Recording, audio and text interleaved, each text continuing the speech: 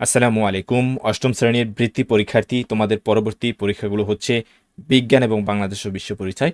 এবং তোমাদের এই পরীক্ষা 31 তারিখ হওয়ার কথা থাকলেও সেটা কিন্তু তোমাদের স্থগিত হয়, 5ই জানুয়ারি নেওয়া হয়েছে। তাহলে তোমরা কিন্তু এই দুইটি সাবজেক্টের জন্য ভালো একটি সময় পাচ্ছ। আর যেহেতু তোমাদের আহ, পরীক্ষায় মার্কস কম, কিন্তু মার্কস কম হলেও কিন্তু তোমার সাবজেক্টের তো পড়া কম না, বরং যেহেতু বৃত্তি পরীক্ষা তোমাদের পড়া কিন্তু আরও বেশি। তাই তোমাদের যে আসলে দুইটি সাবজেক্ট একদিনে প্রিপারেশন নিতে একদিনও বলা যায় না, শুধু বলা যায় রাতটুকু সময় তোমরা ভালো করে হাতে পাও। এই সময়ের ভিতরে দুটি সাবজেক্টের প্রিপারেশন নেওয়া অনেকটা আসলে কঠিন হয়ে পড়ে। তোমাদের পরীক্ষা স্থগিত হয়ে আসলে তোমরা কিছুটা সময় পেয়েছো, ভালো একটা সময় বলা যায়, আসলে কিছুটা সময় নয়। এই সময়ের ভিতরে তোমরা ভালো একটা প্রিপারেশন নিবে এই দুইটি সাবজেক্টের উপর। আমি প্রথমে বিজ্ঞানের সম্পূর্ণ একেবারে ফাইনাল সাজেশন, অর্থাৎ তোমাদের যে কটা অধ্যায় রয়েছে বিজ্ঞানের সম্পূর্ণ সাজেশনটা দিব। এরপরে পরবর্তীতে তোমাদের বাংলাদেশ বিশ্ব পরিচয় সাজেশন দেওয়া হবে। এবং এখানে আরও একটা বিষয়, সেটা হচ্ছে তোমাদের বিজ্ঞান বিষয়ের সংক্ষিপ্ত প্রশ্নের উত্তর সহ সাজেশন দিব আমি, তোমরা সেটাও পড়বে। এবং বিজ্ঞান বিষয়ের এবং বাংলাদেশের বিশ্ব পরিচয়ের কিন্তু এমসিকিউর সাজেশনটা অলরেডি আমাদের ইউটিউব চ্যানেলে দেওয়া রয়েছে, তোমরা সেটাও দেখে নিবে। তাহলে আমরা বিজ্ঞানের সম্পূর্ণ সাজেশনটা আলোচনা করি। তোমাদের জুনিয়র বৃত্তি পরীক্ষা 2025 সিলেবাস অনুযায়ী তোমাদের মানবন্টনটা এরকম হবে। বহু নির্বাচনী প্রশ্ন তোমাদের 10টি থাকবে, 10টিতে 10 মার্কস। এবং সংক্ষিপ্ত প্রশ্ন থাকবে তোমাদের 5টি, 5 দুগুণে 10 মার্কস। এবং সৃজনশীলে তোমাদের 3টি সৃজনশীল থাকবে, 3 10-এ 30 মার্কস। এই তোমাদের 50 মার্কসের আসলে পরীক্ষা হবে বিজ্ঞানে। এবং এতে তোমার সময় থাকবে 1 ঘন্টা 30 মিনিট, অর্থাৎ 1.5 ঘন্টা। তোমাদের বইয়ের যে প্রথম অধ্যায় সেটা হচ্ছে প্রাণী জগতের শ্রেণীবিন্যাস। এখান থেকে যে সকল জ্ঞানমূলক প্রশ্ন তোমরা পড়বে সেগুলো হলো নাম্বার 1-এ রয়েছে শ্রেণীবিন্যাস কাকে বলে, খুবই ইম্পর্টেন্ট প্রশ্ন। আমার এখানে যেগুলো দেওয়া রয়েছে আসলে সেগুলো মোস্ট ইম্পর্টেন্ট প্রশ্নগুলো দেওয়া হয়েছে। যেহেতু তোমাদের দুটি সাবজেক্টের প্রিপারেশন নিতে হবে, তাই আমি তোমাদেরকে একটু অর্থাৎ প্রত্যেকটা অধ্যায় থেকে শুধু ইম্পর্টেন্টগুলোই দেওয়া হয়েছে, বাকিগুলো আমি দেইনি। এবং সাজেশনের শুরুতে আরেকটা কথা আমি বলে নিই, তোমরা আসলে অনেকে শুধু সাজেশন পড়ো। আসলে সাজেশন পড়ার আগে তোমাকে পুরো বইটা আসলে ভালো করে পড়তে হবে। এবং তোমার যদি পূর্বে পড়া থাকে ভালো করে, তাহলে তোমার আর পড়ার প্রয়োজন পড়বে না, তাহলে তুমি শুধু সাজেশনগুলোই পড়বে। নাম্বার 2, দ্বিপদ নামকরণ কাকে বলে। নাম্বার 3, সিলেন্টেরন কাকে বলে। নাম্বার 4, শ্রেণীবিন্যাসের জনক কে। নাম্বার 5, মানুষের বৈজ্ঞানিক নাম কি। নাম্বার 6, কোন পর্বের প্রাণীরা রেসপন্স নামে পরিচিত। এরপরে অনুধাবনমূলক প্রশ্ন ক্ষয়ের জন্য। আবার এখানে একটা বিষয় আমি বলে রাখি, সেটা হচ্ছে তোমাদের সংক্ষিপ্ত প্রশ্নের সাথে এই অনুধাবনমূলক প্রশ্নের সাথে কিন্তু হুবহু মিল রয়েছে, বা একই প্রশ্ন ধরা যায়। তাহলে তোমরা এগুলো পড়বে। নাম্বার 1-এ রয়েছে কুমির সাপ টিকটিকিকে কেন সরীসৃপ বলা হয়। নাম্বার 2, প্রাণীজগতের সর্ববৃহৎ পর্বের বাসস্থান ব্যাখ্যা করো। নাম্বার 3, ব্যাঙকে উভচর বলা হয় কেন। নাম্বার 4, চিংড়িকে মাছ বলা হয় না কেন, ব্যাখ্যা করো। এর 5 নম্বরে রয়েছে তিমিকে স্তন্যপায়ী প্রাণী বলা হয় কেন। নাম্বার 6, করডাটা পর্বের সদস্যকে মেরুদণ্ডী বলা হয় কেন। নাম্বার 7, মানবদেহে নটোকর্ডের অবস্থান ব্যাখ্যা করো। এরপরে সংক্ষিপ্ত প্রশ্নসমূহ যেগুলো পড়বে সেগুলো হলো নাম্বার 1, প্রজাতি বলতে কি বোঝায়। নাম্বার 2, দ্বিপদ নামকরণ কি, ব্যাখ্যা করো। নাম্বার 3, রেসপন্স কি বুঝিয়ে লেখো। নাম্বার 4, সিলেন্টেরন বলতে কি বোঝায়। নাম্বার 5, সিলোম ও হিমোসিসের মধ্যে দুইটি পার্থক্য লেখো। নাম্বার 6, কেঁচোকে অ্যানেলিডা পর্বের প্রাণী বলা হয় কেন। নাম্বার 7, মানুষকে করডাটা পর্বের প্রাণী বলা হয় কেন। এরপরে নাম্বার 8, সকল মেরুদণ্ডী প্রাণী করডাটা পর্বের হলেও সকল করডাটা পর্বের প্রাণী মেরুদণ্ডী প্রাণী নয়, ব্যাখ্যা করো। এরপরে প্রয়োগমূলক ও উচ্চতর দক্ষতামূলক, বিশেষ করে তোমাদের গ এবং ঘ নাম্বারে যে সকল অংশ থেকে প্রশ্ন আসবে সেগুলো হলো নাম্বার 1, নিডারিয়া পর্বের প্রাণীর বৈশিষ্ট্য উদাহরণসহ। নাম্বার 2, নেমাটোডা পর্বের প্রাণীর বৈশিষ্ট্য সমূহ উদাহরণসহ। নাম্বার 3, অ্যানিলিডা পর্বের প্রাণীর বৈশিষ্ট্য উদাহরণসহ। নাম্বার 4, আর্থ্রোডা পর্বের প্রাণীর বৈশিষ্ট্য উদাহরণসহ। নাম্বার 5, করডাটা পর্বের ভার্টিব্রেটা পর্বের যে সকল ট্রফিসগুলো তোমরা পড়বে পরীক্ষার জন্য সেগুলো হচ্ছে নাম্বার 1, অস্ট্রিকটিস প্রাণীর বৈশিষ্ট্য উদাহরণসহ।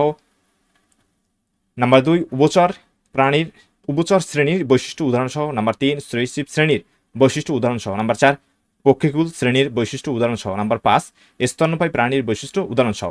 এরপরে 6 নম্বরে, একাইনোডার্মাটা পর্বের প্রাণীর বৈশিষ্ট্য উদাহরণসহ। এখন তোমরা বলতে পারো আসলে এগুলো কিভাবে পড়বো। তোমরা তোমাদের মেন বুকে আমি মেন বুকের কথাই বলছি, তোমরা তোমাদের মেন বুকে এই টপিকসগুলো সরাসরি পেয়ে যাবে। তোমরা শুধু এই টপিকসগুলো পড়বে, এরপরে তোমরা কিছু সৃজনশীল চর্চা করবে প্রত্যেকটা অধ্যায় থেকে, এবং সেই সকল সৃজনশীল চর্চা যখন করবে তখন দেখবে যে আসলে তুমি এই অধ্যায় থেকে আমি যদি অর্থাৎ প্রত্যেকটা অধ্যায় থেকে তুমি যদি এরকম একটি টপিকস পড়ে নাও, অর্থাৎ এখানে ক, খ এবং ঘ এর জন্য যে সকল টপিকসগুলো আমি দিয়েছি, তখন দেখবে যে ওই সকল অধ্যায় থেকে তুমি যে কোনো প্রশ্নই ধরো না কেন, দেখবে যে সব প্রশ্ন তুমি পেরে যাচ্ছ। এর কারণ হলো এখানে যে টপিকসগুলো দেওয়া হয়েছে এই টপিকসগুলো আসলে বেসিক, এর উপর নির্ভর করে সৃজনশীল বানানো হয়েছে। তোমার একটা অধ্যায় দেখা যাবে যে 15 থেকে 20টি বা তার অধিক বা কম বেশি হতে পারে সৃজনশীল রয়েছে। সব সৃজনশীল 15 থেকে 20টি সৃজনশীল থাকলেও 15 থেকে 20টি সৃজনশীল কিন্তু 15 থেকে 20 ধরনের না। সেখানে দেখবে তুমি অ্যানালাইসিস করে দেখা যাবে এখানে 6 থেকে 7 ধরনের আসলে প্রশ্ন রয়েছে, ঘুরিয়ে ফিরিয়ে সেগুলি আসলে দেওয়া হয়েছে। তাহলে তুমি 20 থেকে 25টি বা এর কম বেশি সৃজনশীল না পড়ে তুমি মাত্র এই 6টি টপিকস পড়ো, আর কিছু সৃজনশীল অ্যানালাইসিস করো বা পড়ো, যেন বুঝতে পারো যে আসলে কোন ধরনের প্রশ্নটা কীরকম হয়। তাহলে দেখবে যে তুমি আসলে বিজ্ঞানে বিজ্ঞানে অনায়াসে তুমি ভালো রেজাল্ট করতে পারবে। একইভাবে আমি তোমাদেরকে এভাবেই বাংলাদেশ বিশ্ব পরিচয় সাজেশন দেবো, যেটা খুব সহজে এবং খুব কম সময়ে তুমি প্রস্তুতি গ্রহণ করতে পারবে। এছাড়া অন্যান্য সাবজেক্টও আসলে আমি এরকম সাজেশন দিই। আসলে সাজেশন দেওয়ার সিস্টেমে এইরকম, নির্দিষ্ট সৃজনশীল না পড়ে তুমি সৃজনশীল আসার যে সিস্টেমগুলো সেগুলো পড়ো। তোমার এই সকল অধ্যায় থেকে বা তুমি যদি এই সাজেশনটা অনুশীলন করো বা পড়ো, দেখবে তুমি যে কোনো প্রশ্ন অনায়াসে পারবে। আশা করি বুঝতে পেরেছো। এরপরে দ্বিতীয় অধ্যায় থেকে তোমরা যে সকল জ্ঞানমূলক প্রশ্নগুলো পড়বে সেগুলো হলো, দ্বিতীয় অধ্যায় হচ্ছে জীবের বৃদ্ধি ও বংশবৃদ্ধি। নাম্বার 1 রয়েছে ক্যারিওকাইনেসিস কাকে বলে, নাম্বার 2 সাইটোকাইনেসিস কাকে বলে, নাম্বার 3 ইন্টারফেস কি, নাম্বার 4 ডিএনএ কি, নাম্বার 5 অপত্য ক্রোমোজোম কি, নাম্বার 6 স্পিন্ডল যন্ত্র কাকে বলে, নাম্বার 7 আরএনএ কি, 8 নম্বর রয়েছে মানুষের প্রতিটি দেহকোষে কয়টি ক্রোমোজোম রয়েছে। এরপরে অনুধাবনমূলক প্রশ্ন ক্ষয়ের জন্য। নাম্বার 1 রয়েছে ব্যাকটেরিয়া বা অ্যামিবা কোষ বিভাজনকে প্রত্যক্ষ কোষ বিভাজন বলা হয় কেন। নাম্বার 2 নিউক্লিয়াসের ক্রোমোজোমগুলো কখন সবচেয়ে খাটো ও মোটা দেখায়, ব্যাখ্যা করো। নাম্বার 3 রাফির চুল তার বাবার মতো হওয়ার কারণ ব্যাখ্যা করো। নাম্বার 4 মিতুর চোখের রং তার দাদির চোখের রং এর মতো কেন। নাম্বার 5 অ্যামিবা কোষ বিভাজনকে প্রত্যক্ষ কোষ বিভাজন বলা হয় কেন। নাম্বার 6 মিওসিসকে হ্রাসমূলক বিভাজন বলা হয় কেন, ব্যাখ্যা করো। নাম্বার 7 অ্যামাইটোসিস বলতে কি বোঝায়, ব্যাখ্যা করো। নাম্বার 8 জিন বলতে কি বোঝায়। এই সকল প্রশ্নের উত্তর তোমরা কোথায় পাবে? তোমরা কিছু কিছু বইয়ে পাবে, আর তোমাদের যে গাইড রয়েছে, যে গাইড কিনেছিলে বা বৃত্তি সহায়কের যে বইগুলো কিনেছিলে সেই বইতে তোমরা আসলে এগুলো পেয়ে যাবে, গাইড বইয়ে। এরপরে সংক্ষিপ্ত প্রশ্নসমূহ যেগুলো পড়বে, নাম্বার 1 রয়েছে মাইটোসিস কোষ বিভাজন বলতে কি বোঝায়, নাম্বার 2 মিওসিস কোষ বিভাজন বলতে কি বোঝায়, নাম্বার 3 জীবের ক্ষেত্রে মাইটোসিস কোষ বিভাজন গুরুত্বপূর্ণ কেন, নাম্বার 4 অ্যামাইটোসিস ও মাইটোসিস কোষ বিভাজনের মধ্যে দুটি পার্থক্য লেখো, নাম্বার 5 বিষুবীয় অঞ্চল বলতে কি বোঝায়, নাম্বার 6 মাইটোসিস মিওসিস কোষ বিভাজনের মধ্যে দুটি পার্থক্য লেখো, নাম্বার 7 মেন্ডেলকে বংশগতির জনক বলা হয় কেন, নাম্বার 8 ডিএনএ ও আরএনএ এর মধ্যে দুটি পার্থক্য লেখো, নাম্বার 9 ব্যাপনের দুটি বৈশিষ্ট্য লেখো, নাম্বার 10 অবিশ্রমণের দুটি বৈশিষ্ট্য লেখো। এরপরে প্রয়োগমূলক ও উচ্চতর দক্ষতামূলক, বিশেষ করে ঘ এবং ঘয়ের জন্য যে টপিকসগুলো তোমরা আসলে মুখস্থ করবে। নাম্বার 1 অ্যামাইটোসিস কোষ বিভাজন। তোমরা যদি এটা মুখস্থ করো, এই জাতীয় যত প্রশ্ন আসবে তুমি দেখবে অনায়াসে পেরে গেছো। এরপরে মাইটোসিস কোষ বিভাজন, এটা যদি তুমি পড়ো দেখবে এই জাতীয় যত প্রশ্ন আছে সব তুমি পারো। তারপর নাম্বার 3 মিওসিস কোষ বিভাজন, নাম্বার 4 মেটাফেজ দাব বর্ণনা। এবং মেটাফেজ দাব বর্ণনা তুমি যদি মাত্র একটা পড়ো, তাহলে এই টপিক্সটা দিয়ে যতগুলো সৃজনশীল আসলে করা হয়েছে বা বানানো হয়েছে প্রত্যেকটা সৃজনশীল আসলে তুমি অ্যান্সার করতে পারবে। নাম্বার 5 প্রো মেটাফেজ দাব বর্ণনা। এই প্রো মেটাফেজ থেকে যতগুলো প্রশ্ন আসছে তুমি সবগুলো পারবে। তাহলে তুমি আলাদা আলাদাভাবে কেন তুমি 15 থেকে 20টি বা এর বেশি তোমরা সৃজনশীল পড়তে যাবে? তোমরা শুধু প্রত্যেকটা টপিক্সগুলো পড়ে যাও, অর্থাৎ যে সকল টপিক্স থেকে সৃজনশীল বানানো হয় শুধু সেই কয়টা টপিক্স তুমি পড়ে যাও। তোমার পরীক্ষায় প্রশ্ন কমন পড়ুক আর না পড়ুক, এখানে কমন পড়ার কোনো বিষয়ই আসে না। তাইলে তোমরা শুধু টপিকসগুলো পড়বে, কারণ এই অধ্যায় থেকে এর বাহিরে আর কিছু প্রশ্ন করার মতো নেই এখান থেকে, অর্থাৎ তোমাদের দ্বিতীয় অধ্যায় থেকে এবং ঘয়ের জন্য এই সকল টপিক্সের উপরেই আসলে প্রশ্ন করা হয়। এরপর নাম্বার 6 অ্যানাফেজ ধাপ বর্ণনা, নাম্বার 7 টেলোফেজ ধাপ বর্ণনা, নাম্বার 8 মিওসিস কোষ বিভাজন পদ্ধতির গুরুত্ব, নাম্বার 9 মিওসিস কোষ বিভাজনের মাধ্যমে বংশগতির ধারা অব্যাহত থাকে, অথবা এই প্রশ্নটা এভাবেও তোমাদের থাকতে পারে প্রতিটি প্রজাতির বৈশিষ্ট্য বংশ পরস্পরায় টিকে রাখতে মিওসিসের গুরুত্ব। নাম্বার 10 বংশগতি নির্ধারণে ক্রোমোজোমের গুরুত্ব। এই প্রশ্নগুলো আসলে খুবই গুরুত্বপূর্ণ, শেষে যে কয়টা রয়েছে আরও বেশি গুরুত্বপূর্ণ। এরপরে অধ্যায় 3 ব্যাপন ও অবিশ্রমণ প্রশোধন, জ্ঞানমূলক প্রশ্ন কয়ের জন্য। নাম্বার 1 ইমবাইবিশন কাকে বলে, নাম্বার 2 প্রশোধন কাকে বলে, নাম্বার 3 শোষণ কাকে বলে, নাম্বার 4 ব্যাপন চাপ কাকে বলে, নাম্বার 5 অবিশ্রবণ অসমোসিস অর্থাৎ অবিশ্রবণের আরও একটা নাম রয়েছে অসমোসিস কাকে বলে, নাম্বার 6 অবেদ্য পর্দা, বেদ্য পর্দা, অর্ধবেদ্য পর্দা। এই তিনটার সংজ্ঞা একেবারে কাছাকাছি, যার জন্য আমি একত্রে দিয়েছি, তোমাদের কিন্তু পরীক্ষা আলাদা আলাদাভাবে আসতে পারে। এরপরে অনুধাবনমূলক প্রশ্ন। নাম্বার 1 রয়েছে ফুলের সুবাস বাতাসে কিভাবে ছড়িয়ে পড়ে।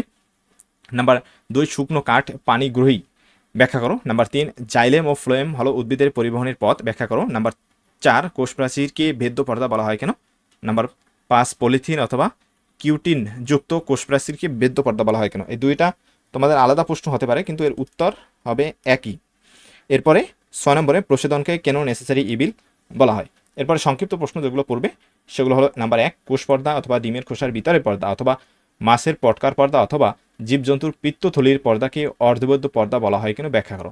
তোমাদের প্রত্যেকটার অর্থাৎ এখানে টপিকস ভিন্ন হলেও এদের যে ব্যাখ্যা বা উত্তর একই হবে, যার জন্য আমি একত্রে দিয়ে দিচ্ছি। এবং এটা কিন্তু খুবই ইম্পর্টেন্ট একটি প্রশ্ন। এবং এখানে প্রশোধনকে নেসেসারি ইভিল বলা হয় কেন, কোষ প্রাচীরকে বেদ্য পর্দা বলা হয় কেন, তো সবগুলো ইম্পর্টেন্ট, তোমরা সবগুলোই পড়বে, কোনোটা বাদ দিবে না, যেহেতু তোমার বৃত্তি পরীক্ষা। এরপরে নাম্বার 2 কিসমিস পানিতে রাখলে ফুলে ওঠে কেন। নাম্বার 3 ব্যাপনের 2টি বৈশিষ্ট্য লেখো। নাম্বার 4 অবিশ্রবণের 2টি বৈশিষ্ট্য লেখো। নাম্বার 5 সক্রিয় শোষণ ও নিষ্ক্রিয় শোষণের মধ্যে 2টি পার্থক্য লেখো। নাম্বার 6 সেলুলোজকে পানিগ্রাহী পদার্থ বলা হয় কেন। নাম্বার 7 অবিশ্রবণ প্রশোধনের মধ্যে 2টি পার্থক্য লেখো। নাম্বার 8 পানি পরিবহনে প্রশোধন গুরুত্ব কেন। এরপরে প্রয়োগমূলক ও উচ্চতর দক্ষতামূলক গ এবং ঘয়ের জন্য তোমরা যে সকল টপিকসগুলো পড়বে, এখানে 6টি টপিকস রয়েছে খুবই গুরুত্বপূর্ণ। অবিশ্রবণ প্রক্রিয়ার ব্যাখ্যা, 2 নম্বরে অবিশ্রবণ প্রক্রিয়ার গুরুত্ব ভূমিকা, 3 নম্বরে ব্যাপন প্রক্রিয়ার ব্যাখ্যা, ব্যাপন প্রক্রিয়ার গুরুত্ব ভূমিকা, 5 নম্বরে প্রশোধন প্রক্রিয়ার ব্যাখ্যা, 6 নম্বরে প্রশোধন প্রক্রিয়ার গুরুত্ব। অর্থাৎ এগুলো জোড়া জোড়া আকৃতির, তোমরা এখানে 3 জোড়া বিষয় দেখতে পাচ্ছ, 3 জোড়াই এখানে পড়বে, খুবই গুরুত্বপূর্ণ। না অধ্যায় 4 উদ্ভিদের বংশবৃদ্ধি ক অংশের জন্য যে সকল প্রশ্ন পড়বে সেগুলো হলো নাম্বার 1 প্রজনন কাকে বলে, নাম্বার 2 অযৌন প্রজনন কাকে বলে, নাম্বার 3 পরাগায়ন কাকে বলে, নাম্বার 4 টিউবার কাকে বলে, নাম্বার 5 অফসেট কি, নাম্বার 6 নিষিক্তকরণ কাকে বলে। অনুধাবনমূলক প্রশ্ন। 1 নম্বরে আনারস কি ধরনের ফল ও কেন ব্যাখ্যা করো। নাম্বার 2 পাতা শ্যাওলাকে পানি পরাগী বলা হয় কেন। নাম্বার 3 আনারস একটি যৌগিক ফল ব্যাখ্যা করো। নাম্বার 4 সরল ফল বলতে কি বোঝায়। নাম্বার 5 বৃত্তির 2টি কাজ লেখো। নাম্বার 6 কন্দকে চোখ বলা হয় কেন। নাম্বার 7 দুতুরাকে সম্পূর্ণ ফুল বলা হয় কেন। নাম্বার 8 তেঁতুলকে মৃতবেদী উদ্ভিদ বলা হয় কেন। এরপরে সংক্ষিপ্ত প্রশ্ন তোমরা যেগুলো পড়বে, নাম্বার 1 স্পাইরোগ্যারে কিভাবে বংশবৃদ্ধি ঘটায়। নাম্বার 2 পাথরকুচি কিভাবে বংশ বিস্তার করে। নাম্বার 3 প্রাকৃতিক অঙ্গজনন ও কৃত্রিম অঙ্গজননের মধ্যে 2টি পার্থক্য লেখো। নাম্বার 4 বৃতি ফুলের জন্য প্রয়োজনীয় কেন। নাম্বার 5 অনিয়ত পুষ্পমঞ্জুরি বলতে কি বোঝায়। অনিয়ত পুষ্পমঞ্জুরি বলতে কি বোঝায়। নাম্বার 6 স্বপরাগায়ন ও পরাপরাগায়নের মধ্যে 2টি পার্থক্য লেখো। নাম্বার 7 পতঙ্গ পরাগী ফুল কি উদাহরণ দাও। নাম্বার 8 প্রকৃত ফল ও অপ্রকৃত ফলের 2টি পার্থক্য লেখো। নাম্বার 9 অঙ্কুরোদ্গম কি ব্যাখ্যা করো। প্রয়োগমূলক ও উচ্চতর দক্ষতামূলক গ এবং ঘয়ের জন্য যে সকল প্রশ্নসমূহ পড়বে, নাম্বার 1 পরাগায়ন, এবং এখান থেকে পড়বে স্বপরাগায়ন এবং পরপরাগায়ন, স্বপরাগায়ন এবং পরপরাগায়ন। নাম্বার 2 অঙ্কুরোদ্গম হওয়ার প্রক্রিয়া, খুবই গুরুত্বপূর্ণ প্রশ্ন। নাম্বার 3 ফলের উৎপত্তি, বিশেষ করে সরল গুচ্ছ, এখানে গুচ্ছ হবে, গুচ্ছ এবং যৌগিক ফল। নাম্বার 4 নিষিক্তকরণ ও ফলের উৎপত্তি প্রক্রিয়া ব্যাখ্যা, খুবই গুরুত্বপূর্ণ প্রশ্ন। এরপরে সর্বশেষ রয়েছে ফুলের বিভিন্ন অংশ। অধ্যায় 5 সমন্বয় ও নিঃসরণ জ্ঞানমূলক প্রশ্ন যেগুলো পড়বে, নাম্বার 1 মস্তিষ্ক কি, নাম্বার 2 নিউরন কি, নাম্বার 3 স্নায়ু তাড়না কাকে বলে, নাম্বার 4 ফাইটো হরমোন কি, নাম্বার 5 হরমোন কি। এরপরে রয়েছে 6 নম্বরে রেশনতন্ত্র কাকে বলে। অনুধাবনমূলক প্রশ্ন ক্ষয়ের জন্য তোমরা যে সকল প্রশ্নগুলো পড়বে সেগুলো হলো রেশন বলতে কি বোঝায়। নাম্বার 2 রেশনতন্ত্র বলতে কি বোঝায়। নাম্বার 3 ট্রাকিট চলন বলতে কি বোঝায়। নাম্বার 4 উদ্ভিদের কাণ্ড আলোর উৎসের দিকে বাঁক হয়ে যায় কেন। নাম্বার 5 টর্চলাইটের প্রখর আলো চোখে পড়লে কি কি ঘটে ব্যাখ্যা করো। নাম্বার 6 পনসকে অর্থাৎ মস্তিষ্কের একটা অংশ, পন্সকে মস্তিষ্কের যোজক বলা হয় কেন। নাম্বার 7 বৃক্ককে প্রধান রেশন অঙ্গ বলা হয় কেন। নাম্বার 8 বৃক্ককে ছাঁকনির সাথে তুলনা করা হয় কেন।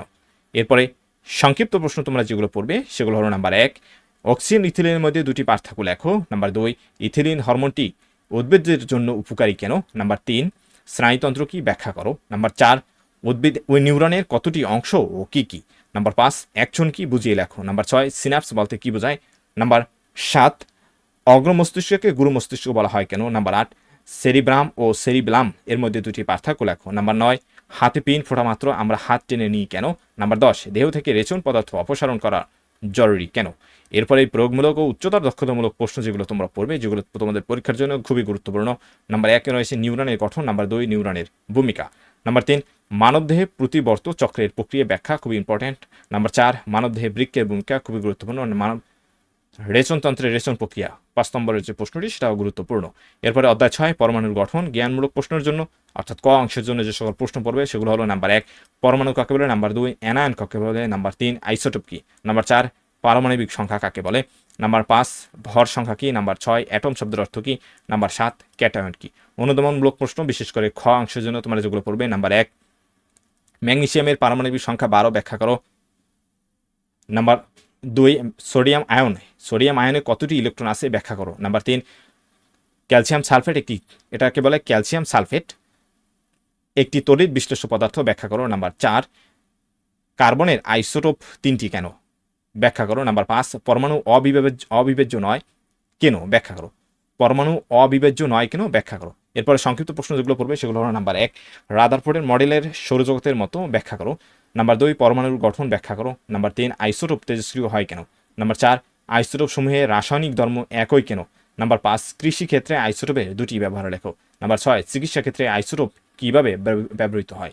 এরপরে প্রয়োগমূলক ও উচ্চতর দক্ষতামূলক প্রশ্ন গ এবং ঘ এর জন্য, নাম্বার 1 পারমাণবিক সংখ্যা নির্ণয়, নাম্বার 2 ভর সংখ্যা নির্ণয়, নাম্বার 3 নিউট্রন সংখ্যা নির্ণয়, নাম্বার 5 মৌলের, এখানে 4 নম্বর হবে, মৌলের ইলেকট্রন বিন্যাস ও ধর্ম।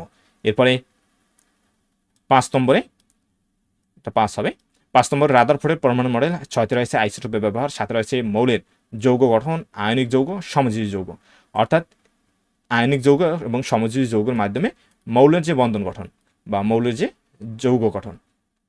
এরপরে 8 নম্বরে রয়েছে মৌলের ইলেকট্রন বিন্যাস চিত্রের, বিশেষ করে ডায়াগ্রামের মাধ্যমে প্রকাশ। মৌলের ইলেকট্রন বিন্যাস, তোমরা যে বিভিন্ন ধরনের ইলেকট্রন বিন্যাস করো সেগুলো ডায়াগ্রাম এর মাধ্যমে প্রকাশ করতে হবে, অর্থাৎ গোল গোল বৃত্ত এঁকে তোমরা যেগুলো আঁকো আসলে সেটাই মূলত ডায়াগ্রাম। অর্থাৎ 7 পৃথিবী ও মহাকর্ষ জ্ঞানমূলক প্রশ্ন ক। নাম্বার 1 রয়েছে ভর কাকে বলে। নাম্বার 2 অভিকর্ষ ত্বরণ কাকে বলে। নাম্বার 3 অভিকর্ষ কাকে বলে। নাম্বার 4 মহাকর্ষ কাকে বলে। নাম্বার 5 ওজন কাকে বলে। এর পরপরই অনুদমনমূলক প্রশ্ন সাজেশন, সেটা খ অংশের জন্য, সেটা হচ্ছে নাম্বার 1 রয়েছে মেরু অঞ্চলে ওজন বেশি কেন। নাম্বার 2 পৃথিবীর বিভিন্ন স্থানে বস্তুর ওজন ভিন্ন ভিন্ন হয় কেন বা ভিন্ন হয় কেন ব্যাখ্যা করো। নাম্বার 3 মহাশূন্যচারী পৃথিবী প্রদক্ষিণকালে নিজেকে ওজনহীন মনে করেন কেন। নাম্বার 4 সকল অভিকর্ষ মহাকর্ষ কিন্তু সকল মহাকর্ষ অভিকর্ষ নয় ব্যাখ্যা করো। নাম্বার 5 গাছ থেকে কমলা মাটিতে পড়ে কেন। নাম্বার 6 জিকে কেন বিশ্বজনীন দ্রবক বলা হয়। এরপরে নাম্বার 7 সিঁড়ি বেয়ে নিচে নামতে কষ্ট কম হয় কেন। এর পরপরই রয়েছে সংক্ষিপ্ত প্রশ্নের সাজেশন। নাম্বার 1 রয়েছে মহাকর্ষ কি ব্যাখ্যা করো। নাম্বার 2 নিউরনের মহাকর্ষ সূত্রটি ব্যাখ্যা করো। নাম্বার 3 একটি ক্রিকেট বলকে উপরে নিক্ষেপ করলে আবার ফিরে আসে কেন। নাম্বার 4 পৃথিবীর বিভিন্ন স্থানে জি এর মান বিভিন্ন কেন। নাম্বার 5 পৃথিবীর মেরু অঞ্চলে জি এর মান অধিক কেন। নাম্বার 6 ভর ও ওজনের দুটি পার্থক্য লেখো। নাম্বার 7 চাঁদে বস্তুর ভর অপরিবর্তিত থাকে কেন। চাঁদে বস্তুর ওজন অপরিবর্তিত থাকে কেন।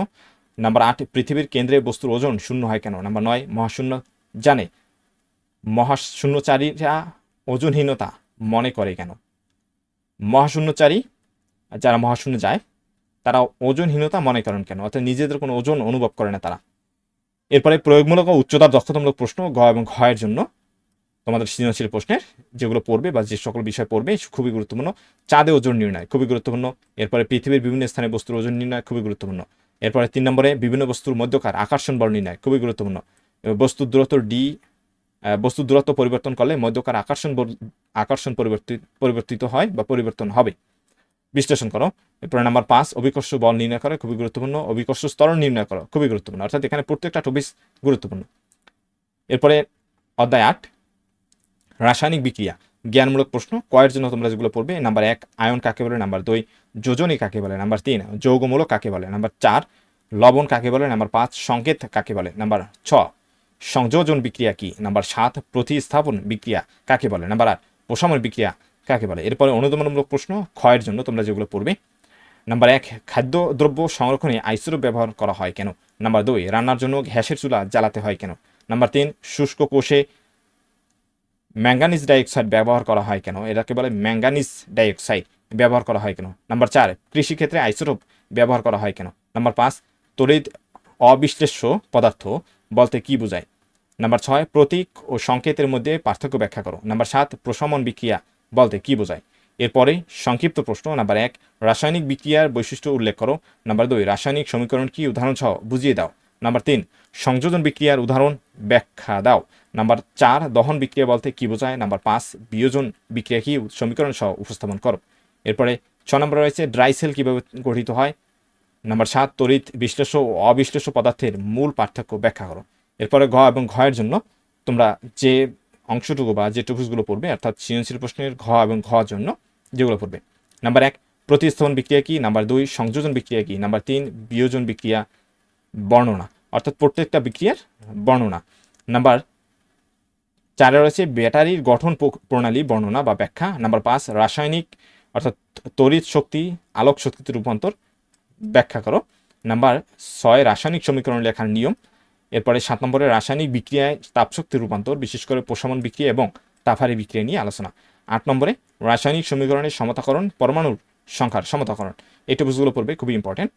অধ্যায় 9 বর্তনী ও চলতড়িৎ জ্ঞানমূলক প্রশ্ন, অর্থাৎ কয়ের জন্য তোমরা যে সকল প্রশ্নগুলো পড়বে সেগুলো হলো নাম্বার 1 রোধ কাকে বলে? নাম্বার 2 তড়িৎ প্রবাহ কাকে বলে? নাম্বার 3 তড়িৎ প্রবাহের একক কি? নাম্বার 4 তড়িৎ বিভব কাকে বলে? নাম্বার 5 একমুখী বা ডিসি প্রবাহ কি? নাম্বার 6 ওমের সূত্রটি লিখো। নাম্বার 7 তড়িৎ বর্তনী কি? নাম্বার 8 ফিউজ কি? অনুদমনমূলক প্রশ্ন ও সংক্ষিপ্ত প্রশ্নের জন্য তোমরা এগুলো পড়বে, অর্থাৎ এখানে অনুদমনমূলক প্রশ্ন এবং সংক্ষিপ্ত প্রশ্ন একত্রে দেওয়া হয়েছে। নাম্বার 1 10 এম্পিয়ার তড়িৎ প্রবাহ ব্যাখ্যা করো। নাম্বার 2 তড়িৎ প্রবাহের সময় পরিবাহিতে রোধের সৃষ্টি হয় কেন? নাম্বার 3 5 এম্পিয়ার ফিউজ বলতে কি বোঝায়? নাম্বার 4 ব্যাটারি থেকে কোন ধরনের তড়িৎ প্রবাহ পাওয়া যায়? নাম্বার 5 রোধ বলতে কি বোঝায়? নাম্বার 6 ওমের সূত্রটি বিবৃতি করে ব্যাখ্যা করো। নাম্বার 7 তড়িৎ প্রবাহের জন্য বিভব পার্থক্য প্রয়োজন কেন? নাম্বার 8 তড়িৎ বিভব বলতে তড়িৎ বিভব পার্থক্য কি ব্যাখ্যা করো। নাম্বার 9 এসি ও ডিসি প্রবাহের মধ্যে দুটি পার্থক্য লেখো। নাম্বার 10 তড়িৎ বর্তনী বলতে কি বোঝায়? নাম্বার 11 বাসাবাড়িতে সমান্তরাল সংযোগ সুবিধা কেন? নাম্বার 17 নাম্বার 12 এটা 12 হবে, ফিউজ কি ব্যাখ্যা করো। এরপরে প্রয়োগমূলক ও উচ্চতর দক্ষতামূলক, অর্থাৎ গ এবং ঘয়ের জন্য যে সকল টপিকস তোমরা পড়বে সেগুলো হলো নাম্বার 1 বৈদ্যুতিক দুর্ঘটনা এড়াতে ফিউজের ভূমিকা ব্যবহার ব্যাখ্যা করো। নাম্বার 2 শ্রেণী সংযোগ বর্তনী চিত্র সহ ব্যাখ্যা। নাম্বার 3 শ্রেণী সংযোগ বর্তনী ব্যবহার। 4 নম্বরে সমান্তরাল সংযোগ বর্তনীর চিত্র সহ ব্যাখ্যা, সমান্তরাল সংযোগ চিত্র বর্তনীর ব্যবহার, অর্থাৎ এগুলো জোড়া জোড়ার মতো তোমরা পড়বে, একই জায়গায় এগুলো পাবে। চিত্র সহ ব্যাখ্যা বর্তনীর ব্যবহার, চিত্র সহ ব্যাখ্যা বর্তনীর ব্যবহার। নাম্বার 6 বিদ্যুতের সঠিক ব্যবহার ও অপচয় রোধ। নাম্বার 7 একমুখী অথবা সমপ্রবাহ অথবা ডিসি প্রবাহ, অর্থাৎ তিনটা একই নাম। এরপরে 8 নম্বরে পরিবর্তী বা পর্যাবৃত্ত বা এসি প্রবাহ, এটাও তিনটার একই নাম। এগুলো তোমরা পড়বে। এই সকল টপিকসগুলো পড়লে ইনশাল্লাহ তোমরা দেখবে যে কোনো সৃজনশীল লিখতে পারছো এবং উত্তর করতে পারছো, এবং তোমরা দেখবে যে কোনো প্রশ্নেতেই এই সকল টপিকসগুলো রয়েছে এই অধ্যায় থেকে। এরপরে 10 নম্বর, অর্থাৎ অধ্যায় 10 অম্ল, ক্ষারক ও লবণ জ্ঞানমূলক প্রশ্ন কয়ের জন্য তোমরা যে টপিকসগুলো পড়বে সেগুলো হলো নাম্বার 1 ক্ষার কাকে বলে? নাম্বার 2 সংকেত কাকে বলে? নাম্বার 3 নির্দেশক বলতে কি বোঝায়? নাম্বার 4 অ্যাসিড কি? এখানে ড হবে। এরপর নাম্বার 5 ক্ষারক কাকে বলে? নাম্বার 6 লাইম ওয়াটার কি? নাম্বার 7 মিল্ক অফ লাইম কি? নাম্বার 8 লিটমাস কাগজ কি? নাম্বার 9 জৈব অ্যাসিড কি? নাম্বার 10 খনিজ অ্যাসিড কি? অনুদমনমূলক প্রশ্ন ও সংক্ষিপ্ত প্রশ্ন আমি একত্রে দিয়েছি। নাম্বার 1 পাকস্থলীতে অ্যাসিডিটি নিরাময় অ্যান্টাসিড অনন্য, বা তোমরা যে অ্যান্টাসিড খাও কেন খাও এর ব্যাখ্যা। নাম্বার 2 আমলকি খাওয়া প্রয়োজন কেন? নাম্বার 3 সোডিয়াম ক্লোরাইড ছাড়া আমাদের জীবন চলে না কেন? এখন সোডিয়াম ক্লোরাইড কি? সোডিয়াম ক্লোরাইড হচ্ছে তোমরা যে খাবার লবণ খাও সেটাই মূলত, সেটার রাসায়নিক নাম sodium chloride. Number 4 methane acid কিনা? মিথেন অ্যাসিড কিনা ব্যাখ্যা করো। নাম্বার 5 কপার সালফেট লবণ কেন ব্যাখ্যা করো। তোমরা যে খাবার লবণ খাও এছাড়াও কিন্তু আরও বিভিন্ন ধরনের লবণ রয়েছে যেগুলো আসলে খাওয়া যায় না, শুধু সোডিয়াম ক্লোরাইডটি আমরা খেতে পারি, বাকিগুলো খাওয়া যায় না। তাও কিন্তু লবণ। তারপরে সেগুলো লবণ, যেমন কপার সালফেট একটি লবণ। এরপরে নাম্বার 6 অ্যামোনিয়া অ্যাসিড নয়, ব্যাখ্যা করো। নাম্বার 7 অ্যাসিড ও ক্ষারের মধ্যে দুটি পার্থক্য লিখো। নাম্বার 8 লিটমাস পেপারকে নির্দেশক বলা হয় কেন? নাম্বার 9 HCl অর্থাৎ সোডিয়াম হাইড্রোক্লোরিক অ্যাসিড, হাইড্রোক্লোরিককে অ্যাসিড বলা হয় কেন? তারপরে 10 নম্বরে সোডিয়াম হাইড্রোক্সাইডকে ক্ষার বলা হয় কেন? নাম্বার 11 সকল ক্ষার ক্ষারক হলেও সকল ক্ষারক ক্ষার নয়, ব্যাখ্যা করো। নাম্বার 12 অ্যান্টাসিড বলতে কি বোঝায়? নাম্বার 13 অ্যাসিড ও ক্ষারের বিক্রিয়ায় লবণ উৎপন্ন হয়, ব্যাখ্যা করো। নাম্বার 14 মিথেন কি? অ্যাসিড, ব্যাখ্যা করো। এরপরে প্রয়োগমূলক ও উচ্চতা দক্ষতামূলক প্রশ্ন গ এবং ঘ এর জন্য। নাম্বার 1 রয়েছে ক্ষারের বৈশিষ্ট্য, নাম্বার 2 ক্ষারের ব্যবহার, 3 নম্বরে অ্যাসিডের বৈশিষ্ট্য, 4 নম্বরে অ্যাসিডের ব্যবহার, 5 নম্বরে প্রশমন বিক্রিয়া। প্রশমন বিক্রিয়া কি? অ্যাসিড ও ক্ষারের বিক্রিয়াকে প্রশমন বিক্রিয়া বলে। 6 নম্বরে যৌগটি অম্লীয় না ক্ষারীয় তার শনাক্তকরণ, খুবই ইম্পর্টেন্ট প্রশ্ন, পরীক্ষা আসার মতো তোমাদের। 7 নম্বরে পাকস্থলীর অ্যাসিডিটি সমস্যার সমাধান, ব্যাখ্যা করো, এটাও খুবই গুরুত্বপূর্ণ। এরপরে অধ্যায় 11 আলো জ্ঞানমূলক প্রশ্ন কয়ের জন্য তোমরা যে সকল টপিকস পড়বে সেগুলো হলো নাম্বার 1 অক্ষিক গোলক কাকে বলে, নাম্বার 2 অভিকর্ষ কাকে বলে, নাম্বার 3 কর্নিয়া কি, নাম্বার 4 অপটিক্যাল ফাইবার কাকে বলে, খুবই গুরুত্বপূর্ণ প্রশ্ন। নাম্বার 5 সংকটকোণ বা ক্রান্তিকোণ কাকে বলে, খুবই গুরুত্বপূর্ণ প্রশ্ন। নাম্বার 6 আলোর প্রতিসরণ কাকে বলে, নাম্বার 7 আপতন কি, নাম্বার 8 অভ্যন্তরীণ প্রতিফলন কাকে বলে, নাম্বার 9 বিবর্ধন কাজ কি। এরপরে অনুদমনমূলক প্রশ্ন ও সংক্ষিপ্ত প্রশ্ন একত্র দিয়েছি আমি, সেগুলো হলো নাম্বার 1 রয়েছে ছোট বস্তুকে বড় দেখার জন্য ম্যাগনিফাই গ্লাস অনন্য বা ম্যাগনিফাই গ্লাস ব্যবহার, ব্যাখ্যা। নাম্বার 2 অভ্যন্তরীণ প্রতিফলন, ব্যাখ্যা, খুবই গুরুত্বপূর্ণ প্রশ্ন। নাম্বার 3 সংকট কোণ বলতে কি বোঝায়, খুবই গুরুত্বপূর্ণ প্রশ্ন। নাম্বার 4 আলোর প্রতিসরণ বলতে কি বোঝায়, নাম্বার 5 সংকট কোণ ব্যাখ্যা করো। এখানে কিন্তু একটা সংকট কোণ অলরেডি দেওয়া হয়েছে। এরপর নাম্বার 6 অপটিক্যাল ফাইবার বলতে কি বোঝায়, আপাতন কোণ ও সংকট কোণের মধ্যে দুটি পার্থক্য লেখো। এরপরে প্রয়োগমূলক ও উচ্চতা দক্ষতামূলক প্রশ্ন গ এবং ঘ অংশের জন্য। নাম্বার 1 রয়েছে প্রতিসরণের বাস্তব প্রয়োগ, খুবই গুরুত্বপূর্ণ একটি প্রশ্ন। লাঠির অবস্থানের পরিবর্তন, 3টা অংশ রয়েছে এটার, যেমন লাঠির অবস্থানের পরিবর্তন, মুর্দার অবস্থানের পরিবর্তন, মাছের অবস্থানের পরিবর্তন, এই 3টি অবস্থা 3টাই পড়বে বা 3টা পরীক্ষাও বলতে পারো। নাম্বার 2 আলোর প্রতিসরণের নিয়ম, নাম্বার 3 পূর্ণ অভ্যন্তরীণ প্রতিফলন, নাম্বার 4 সংকট কোণ, নাম্বার 5 অপটিক্যাল ফাইবার ব্যবহার, নাম্বার 6 বিবর্ধন কাচ বা ম্যাগনিফাই গ্লাসের ব্যবহার, নাম্বার 7 ক্যামেরার গঠন ও কার্য প্রণালী বর্ণনা, নাম্বার 8 চোখ ও ক্যামেরার কার্যক্রম সাদৃশ্যপূর্ণ।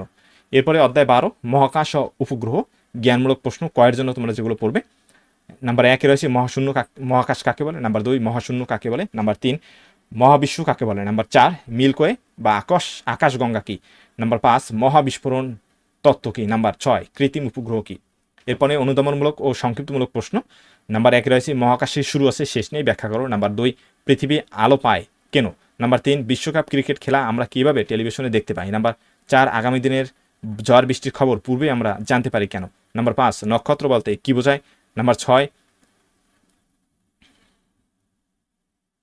গ্রহ বলতে কি বোঝায়, নাম্বার 7 গ্রহ ও উপগ্রহের মধ্যে দুটি পার্থক্য লক্ষ্য, নাম্বার 8 বিগ ব্যাং তত্ত্বটি উল্লেখ করো, নাম্বার 9 কৃত্রিম উপগ্রহের দুটি বৈশিষ্ট্য লেখো, নাম্বার 10 গোয়েন্দা ক্ষেত্রে কৃত্রিম গ্রহের ব্যবহার উল্লেখ করো, নাম্বার 11 পরিবেশের ক্ষেত্রে পৃথিবী পর্যবেক্ষণকারী উপগ্রহ গুরুত্ব কেন, পরিবেশের ক্ষেত্রে পৃথিবীর পর্যবেক্ষণকারী উপগ্রহ গুরুত্বপূর্ণ কেন।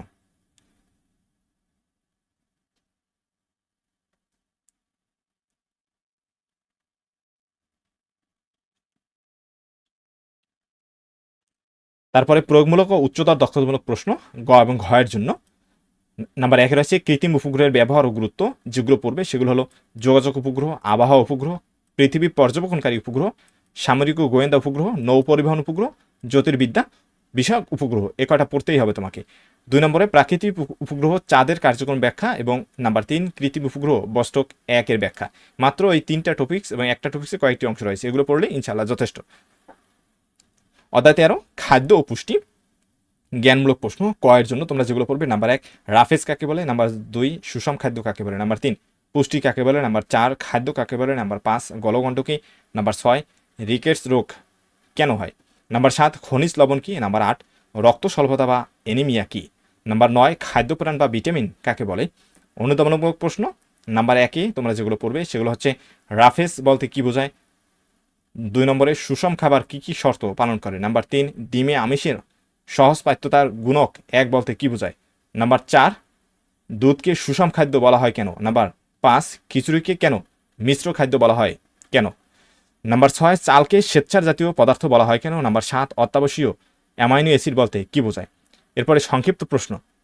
নাম্বার 1 রয়েছে অত্যাবশ্যকীয় অ্যামাইনো অ্যাসিড বলতে কি বোঝায়? নাম্বার 2, শর্করা ও আমিষের মধ্যে দুটি পার্থক্য লেখো। নাম্বার 3, প্রতিদিন কত ক্যালোরি শক্তির প্রয়োজন তা কি কি বিষয়ের উপর নির্ভর করে? নাম্বার 4, অন্ধত্ব প্রতিরোধে ভিটামিন এ জরুরি কেন? নাম্বার 5, শিশুদের ভিটামিন এ ক্যাপসুল খাওয়ানো হয় কেন? নাম্বার 6, শিশুদের রিকেটস রোগ প্রতিরোধে কি করা উচিত? নাম্বার 7, খনিজ লবণের ভূমিকার সংক্ষেপে লেখো। খনিজ লবণের ভূমিকা সংক্ষেপে লেখো। নাম্বার 8, খাদ্যে লৌহের অভাবে রক্ত শূন্যতা দেখা যায় কেন? নাম্বার 9, মানবদেহের জন্য পানি প্রয়োজন কেন?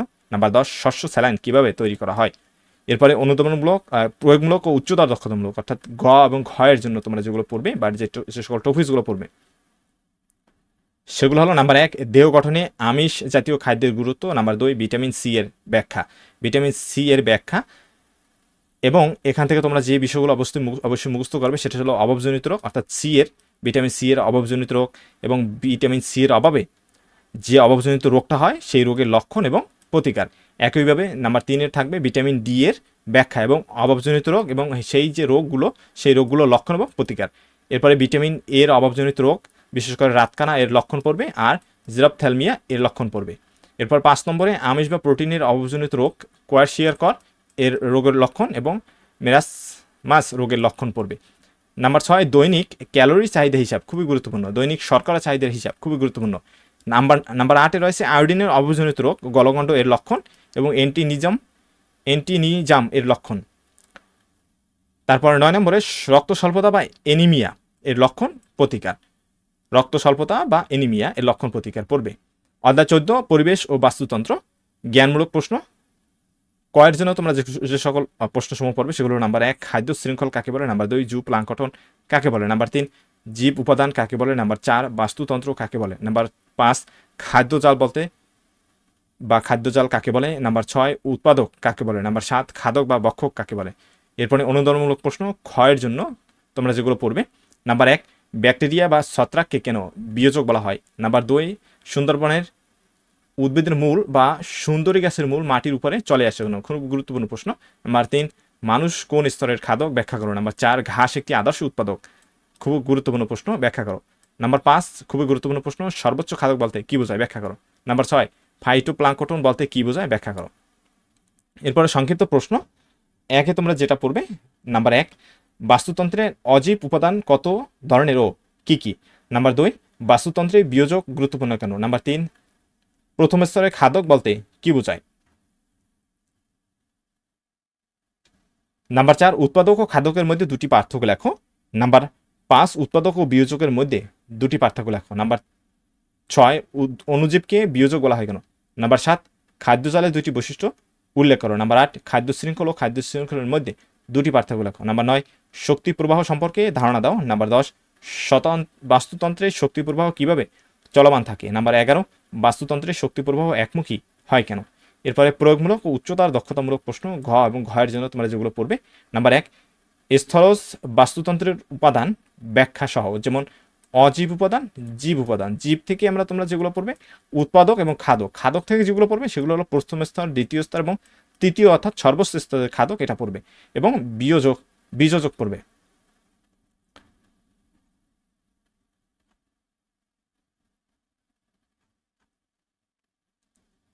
2 নম্বরে স্থলজ বাস্তুতন্ত্র, এখান থেকে এই টপিক্সটা পড়বে। খুলনার সমুদ্র উপকূলীয় বা উপকূলবর্তী সুন্দরবন অঞ্চল অর্থাৎ ম্যানগ্রোভ বন এর উপরে এই টপিক্সটা পড়বে তোমরা। নাম্বার 3, জলজ বাস্তুতন্ত্র অর্থাৎ পুকুরের বাস্তুতন্ত্র, শুধু একটা বললেই হবে। নাম্বার 4, খাদ্য শৃঙ্খল ও খাদ্যজাল। নাম্বার 5, বাস্তুতন্ত্রের শক্তি প্রবাহ চিত্রসহ ব্যাখ্যা, খুবই গুরুত্বপূর্ণ। নাম্বার 6, পরিবেশের ভারসাম্য রক্ষায় বাস্তুতন্ত্রের ভূমিকা, খুবই গুরুত্বপূর্ণ। অর্থাৎ আমাদের সাজেশনের প্রত্যেকটা টপিক্সই আসলে গুরুত্বপূর্ণ, কারণ আমি তোমাদেরকে আগেই বলেছিলাম যে আসলে গুরুত্বপূর্ণ যেগুলো সেগুলো আমি কেবল দিয়েছি। এরপরেও তোমরা যদি এর বাইরে যেগুলো পড়ে ফেলেছো অলরেডি, যেগুলো তোমাদের পড়া রয়েছে সেগুলো তোমরা আসলে পড়বে বা রাখবে। এর পাশাপাশি তোমরা এই যে সাজেশনে আমি যে টপিকসগুলো দিচ্ছি সেগুলো পড়বে, কিন্তু এর আগে অবশ্যই পুরো বইটি সম্পর্কে তুমি একটু আইডিয়া নিয়ে নেবে। অর্থাৎ পুরো বইটা তোমার যদি পড়া হয়ে থাকে তাহলে পড়ার প্রয়োজন নেই। আর যদি তোমাদের পড়া হয়নি বা পড়োনি, সেক্ষেত্রে কিন্তু তোমরা পুরো বইটি আগে পড়ে নিবে। বই পড়ার কোনো বিকল্প নেই, তুমি যতই সাজেশন পড়ো, যতই বৃত্তি সহায়িকা বা যেটাই পড়ো না কেন, তোমার বই পড়ার কোনো বিকল্প নেই, বই তোমাকে পড়তেই হবে। পরবর্তী সাজেশন সমূহ, বিশেষ করে তোমাদের সংক্ষিপ্ত সাজেশন দেবো আমি কিছুক্ষণের মধ্যেই, তোমরা সেটাও দেখবে। এবং এর পরপরই আমরা এর বিভিন্ন বিষয় নিয়ে আলোচনা করব। এরপর বাংলাদেশের বিশ্ব পরিচয়, অর্থাৎ তোমার এই পরীক্ষাটা ভালো হওয়ার জন্য এই দুটি পরীক্ষা যত কিছু প্রয়োজন সব কিছু দেওয়া হবে আমাদের ইউটিউব চ্যানেলে। আশা করি তোমরা আমাদের ইউটিউব চ্যানেলটির সাথেই থাকবে। ধন্যবাদ সবাইকে।